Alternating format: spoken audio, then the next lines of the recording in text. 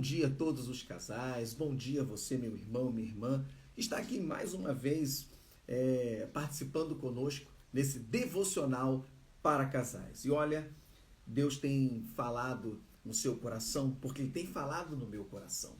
Deus está ministrando aqui para vocês, eu aprendo, Deus fala muito no meu coração, me dando orientações também para o meu casamento, para o meu relacionamento. Eu tenho certeza que Deus tem falado com você.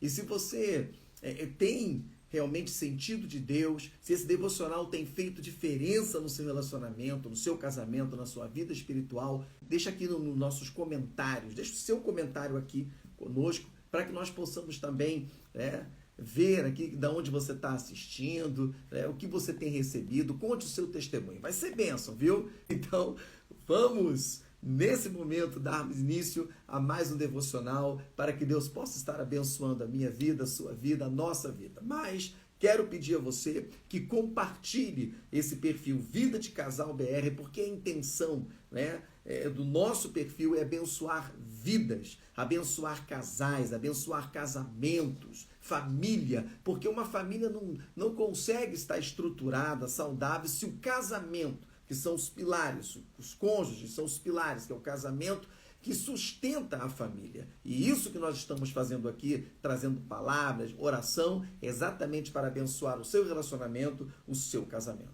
Amém? Então compartilhe com quantos casais você puder, o nosso perfil, o devocional, siga-nos, comente, amém? Em nome de Jesus. Então vamos lá, João capítulo 6, verso 15 ao verso 20. João capítulo 6, do verso 15 ao verso 20. Pastor, mas João de novo? Sim, porque João, eu estou, na verdade, fazendo um devocional dentro desse texto. Eu não consigo sair do capítulo 6, porque tem tantas informações aqui maravilhosas que a gente consegue relacionar a vida conjugal, que não dá para sair daqui. A nossa vida espiritual, a nossa vida conjugal, é bênção. Então vamos lá. Verso 15 ao verso 20, capítulo 6 de João. Percebendo então Jesus que estavam prestes a vir e levá-lo à força para o proclamarem rei, retirou-se novamente sozinho para o monte.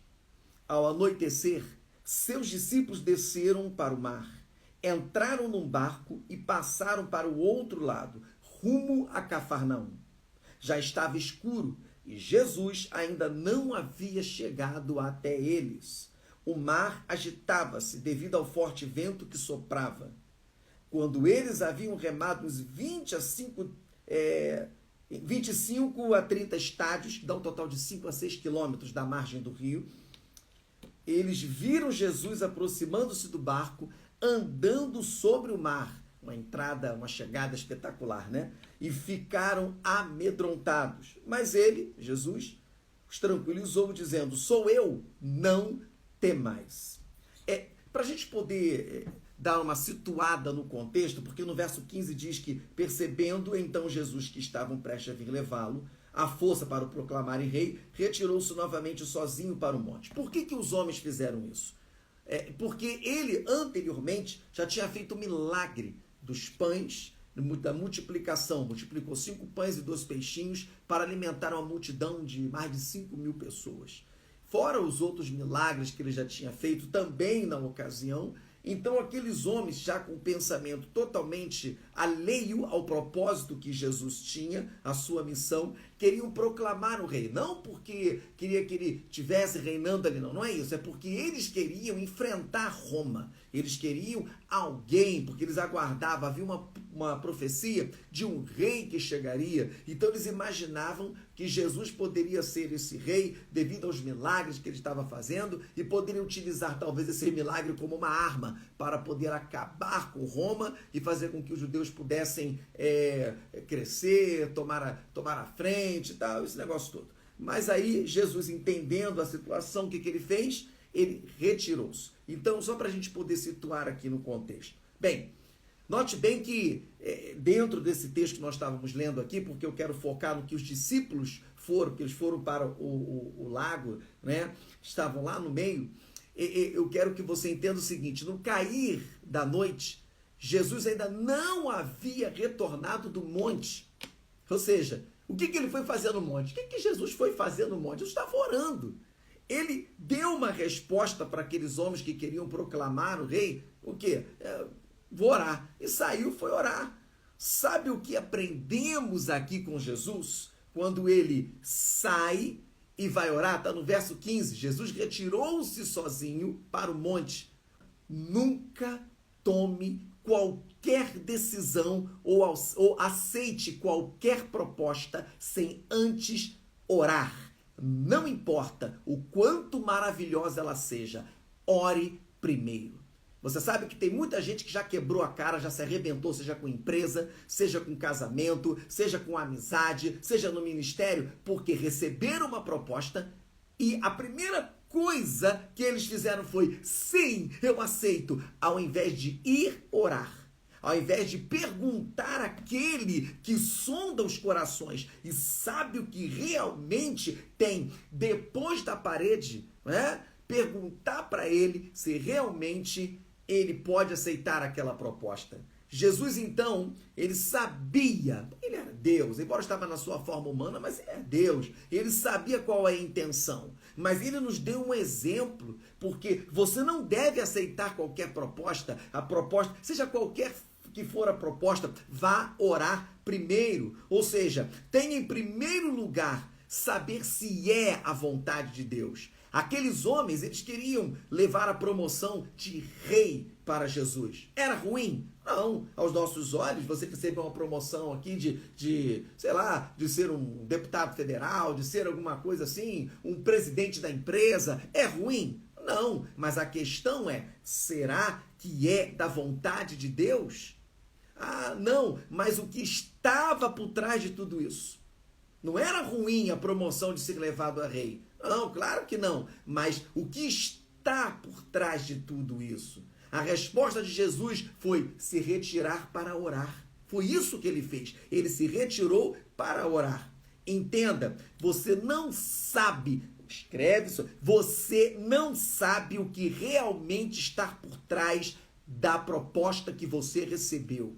Você não sabe, ou da decisão que você tem que tomar. Você não sabe o que está por trás de tudo isso. Às vezes não pode ser nada, mas também pode ser uma armadilha do diabo para destruir o seu casamento, para destruir sua família, para destruir o seu emprego, para destruir suas finanças, para destruir sua saúde. Então, querido, quando oramos e entregamos tudo nas mãos de Deus, o que ele faz? Ele nos dá discernimento do que devemos fazer. Ah, pastor, mas eu vou orar, pastor. E aí a promessa, mas aí aquela proposta, o cara vai tirar a proposta. Problema se ele tirou porque não era da vontade de Deus. Porque se for da vontade de Deus, ela vai ficar ali. Deixa eu contar uma coisa para você. Uma vez, o cara, era a vez dele de ser o presidente da empresa. Era a vez dele, era a bola da vez. Porque o presidente saiu. E aí haviam dois caras, só que ele era bola da vez de ser o presidente daquela empresa.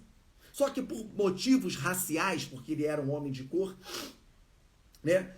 Raciais, o que aconteceu? O cara chamou o outro que era menos capaz, para poder assumir a presidência e colocou ele. E esse cara, que era o mais capacitado para assumir a empresa, engoliu o sapo.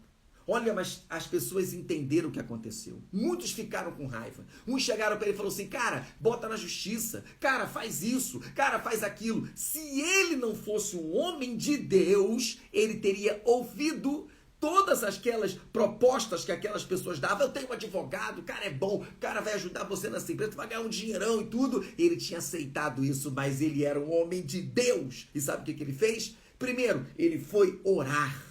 Depois foi tomar conselho com o seu pastor, que falou a mesma coisa: continue orando. E ele continuou orando e não fez nada. No outro dia, ele chegou lá na empresa, foi à sala do cara que também sabia que não tinha capacidade para assumir a presidência, mas aceitou, sabia que era a vez do colega. Ele entrou na sala e disse assim: eu vim aqui para te parabenizar e dizer para você, o que você precisar, pode contar comigo. Você entendeu o que ele fez? E aí ele voltou e continuou orando.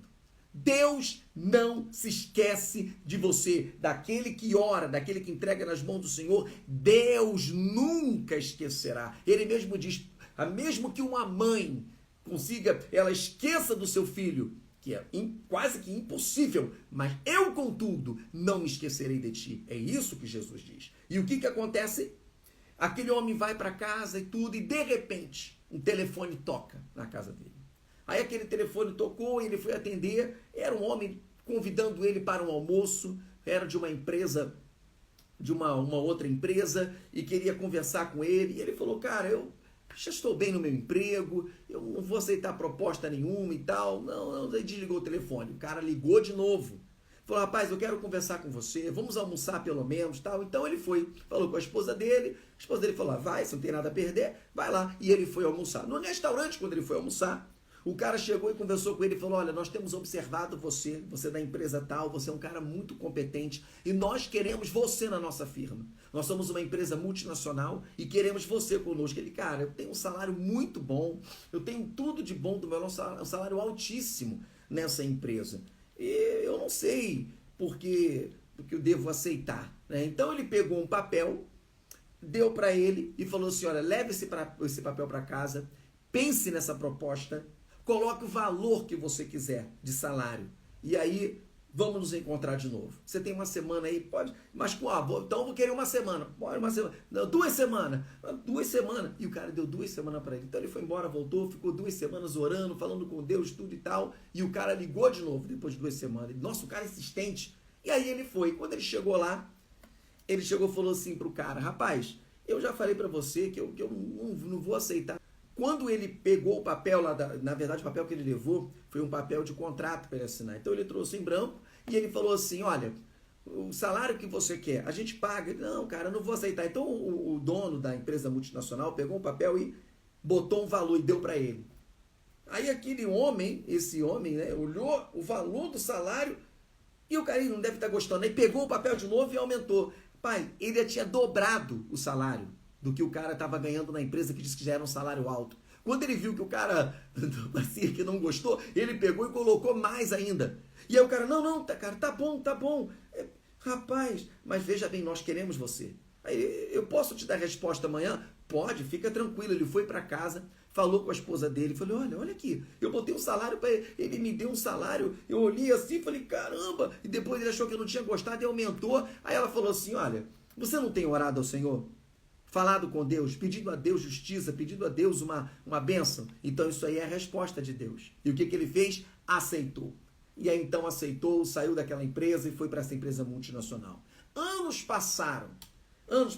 E aquele presidente da empresa, que era para ele ter assumido, e o colega dele assumiu, tiveram que ir num lugar, numa empresa, para poder fechar um certo contrato, né? E quando chegou nessa empresa, havia um cara sentado lá nessa empresa. Foi lá falar com o presidente. E tamanho susto que quando chegou nessa empresa muito grande, quem era? Era exatamente aquele colega dele que deveria ser o presidente na empresa. Ou seja, ele era o presidente de uma das empresas, dessa empresa multinacional. E agora essa empresa, que era uma empresa pequena, estava lá conversando com ele para poder fazer negócios. Você está entendendo? Se a proposta é de Deus, não importa o tempo que você vai levar orando, não importa, Deus vai conceder a você aquilo exatamente que chegou. Por quê? Porque foi Ele que deu a você a proposta. Você não tem que ter medo de perder. O que você não pode fazer é deixar de orar e tomar a decisão com as suas próprias mãos. Amém? Ou seja, nós aprendemos isso com Jesus. Nunca tome qualquer decisão ou aceite qualquer proposta sem antes orar. Não importa o quanto maravilhosa ela seja. É isso que Jesus está nos ensinando. Agora, João ainda afirma que ao anoitecer, os discípulos pegaram o barco e se foram para o outro lado. Mas Jesus não foi com eles.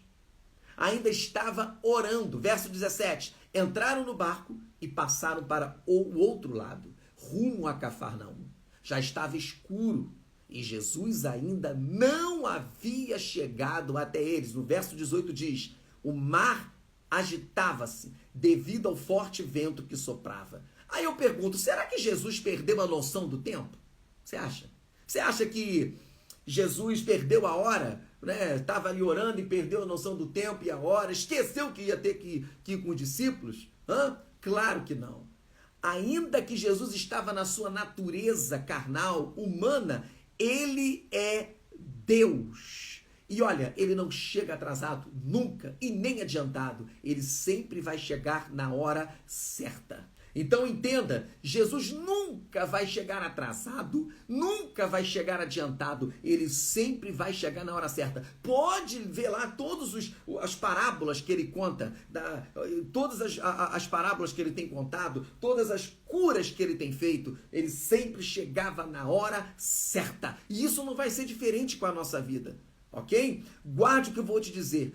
Tudo que Jesus faz ou permite acontecer na sua vida é porque ele tem um propósito.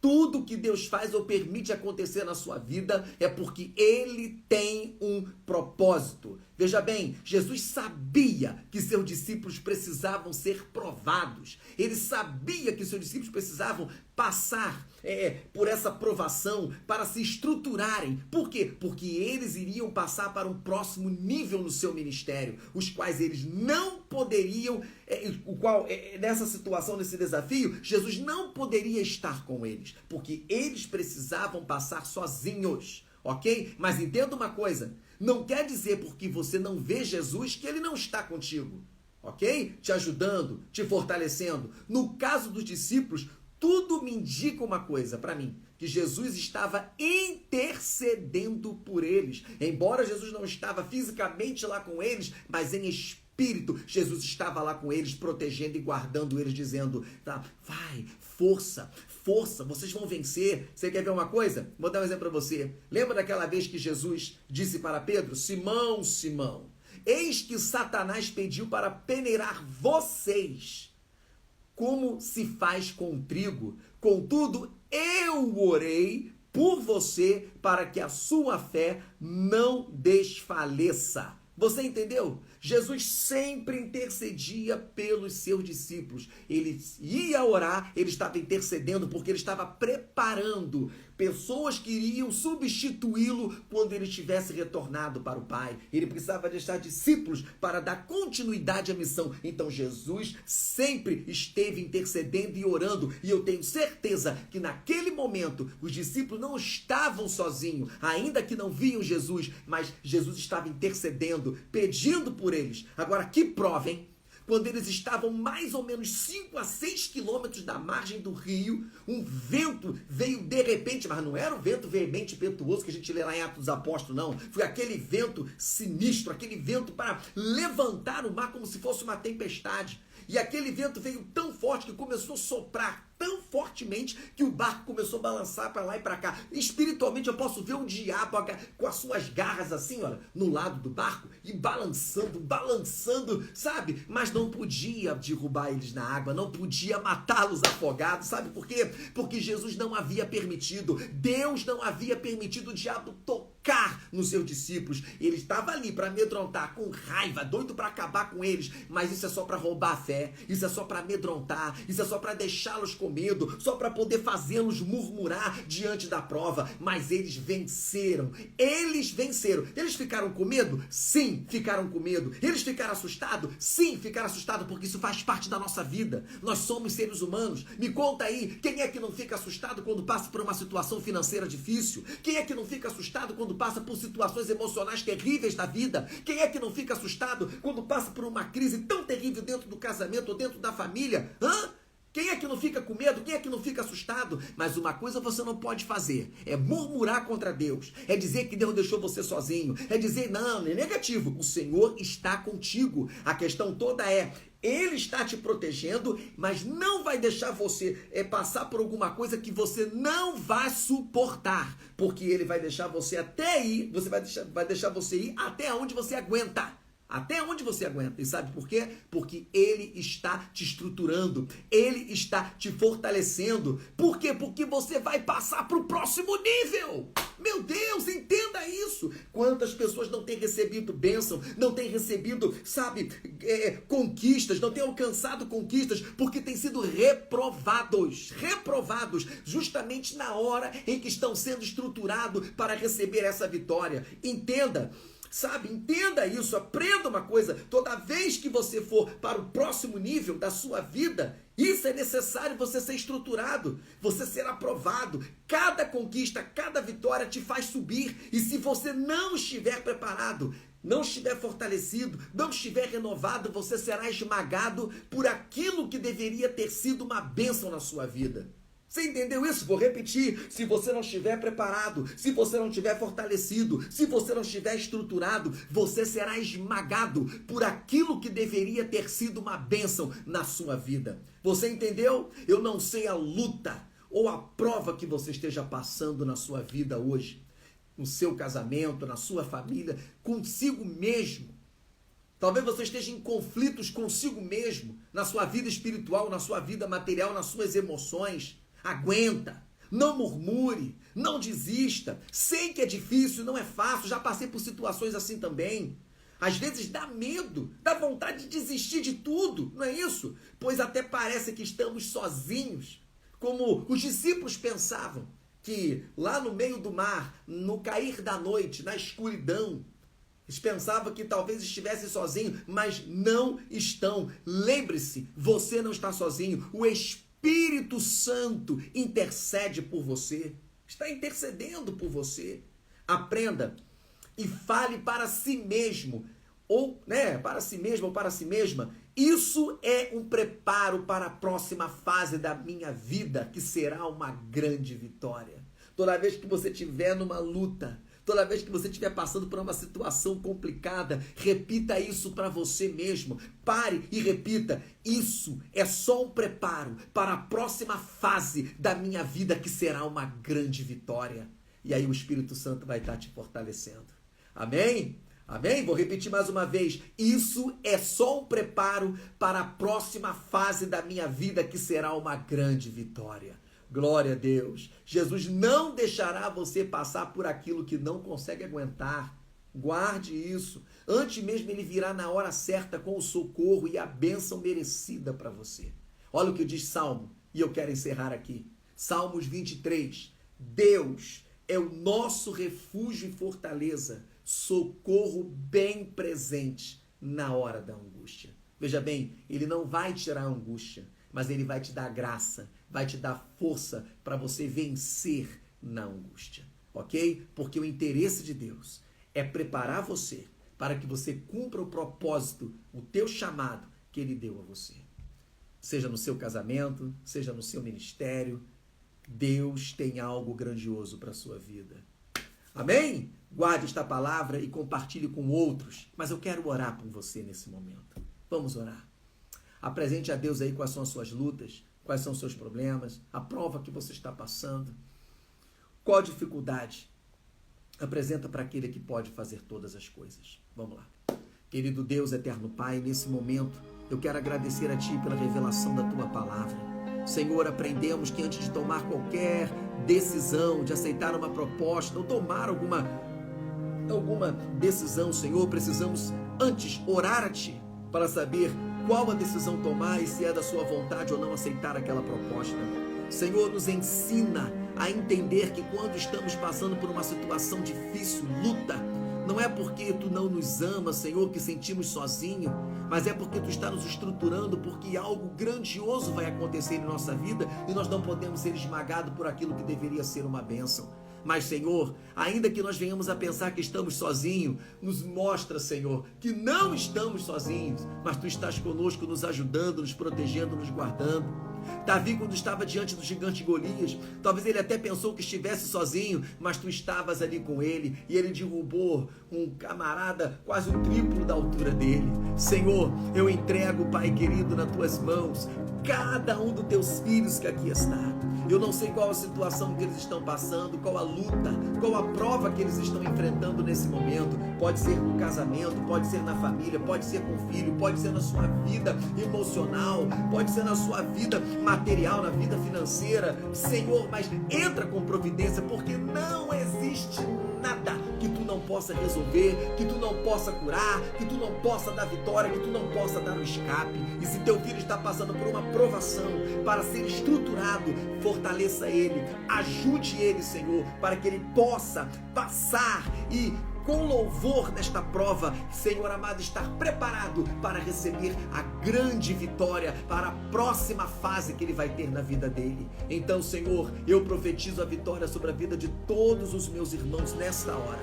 Receba, meu querido, receba, minha querida, a bênção do Senhor sobre a sua vida. Eu profetizo a vitória em nome de Jesus. Amém e amém. Bom, queridos, estamos chegando aqui a mais um final desse devocional para casais. E eu quero agradecer a todos vocês que estiveram aqui conosco. Amém? A Adriana, minha esposa também, que esteve aqui conosco, essa mulher, a mulher mais linda das galáxias. Deus abençoe você, minha querida esposa. E lembre-se, teu casamento é um milagre de Deus. Tchau, tchau!